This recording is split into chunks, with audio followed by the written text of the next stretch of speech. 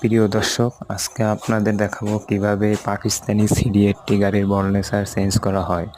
সবাই দেখতেই পাচ্ছেন গাড়িটা এই মুহূর্তে কাজ করার জন্য খোলা হচ্ছে। এখন আমরা বলনেসার চেঞ্জ করব। বলনেসার চেঞ্জ না করলে গাড়ির ঘাড় অনেক টাইট হয়ে যায়, তার কারণে গাড়ি এদিক ওদিক চলে যায়। এর জন্য আমরা গাড়ির বলনেসার চেঞ্জ করব। দেখতেই পাচ্ছেন আমরা গাড়িটি বলনেসার চেঞ্জ করার জন্য প্রাথমিকভাবে কাজ শুরু করেছি। এখন নাটগুলা খুলে নিতেছি, আস্তে আস্তে সব খুলে ফেলে বলনেসার সেট করা হবে। আপনারা দেখতেই পাচ্ছেন যে উপরের হ্যান্ডেলের নাটগুলো আমরা খুলে নিচ্ছি। দেখতে থাকুন সবাই। কাজটা অনেক কঠিন মনে হলেও তো অত কঠিন নয়।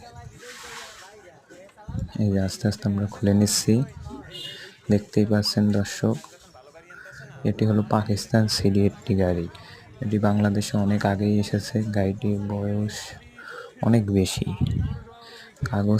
কাগজ দেখে গাড়িটির বয়স এখনও প্রায় 30 থেকে 32 বছর বয়স হবে, কিন্তু গাড়িটি এখনও দেখতে অনেক সুন্দর আছে। অনেক যত্ন করে রেখেছে, তো তার জন্য অনেক সুন্দর আছে। দেখতেই পাচ্ছেন যে হ্যান্ডেলের গোটকাটা খুলে ফেলা হয়েছে। এখন আমরা চাকাটা খুলে নেব। তারপর দুইটা ফর আছে, ফর দুইটা নামিয়ে বলনেসার সেট করা হবে। বলনেসার সেট করলে গাড়ি অনেক সুন্দরভাবে ঘাড় ঘোরানো যাবে এবং সুন্দর সার্ভিসও দেবে। বলনেসার যদি খারাপ থাকে তাহলে ডাবলিং বা অনেক সময় তিনজনও গাড়িতে উঠে, তাহলে গাড়ি এদিক ওদিক নিয়ে যায়।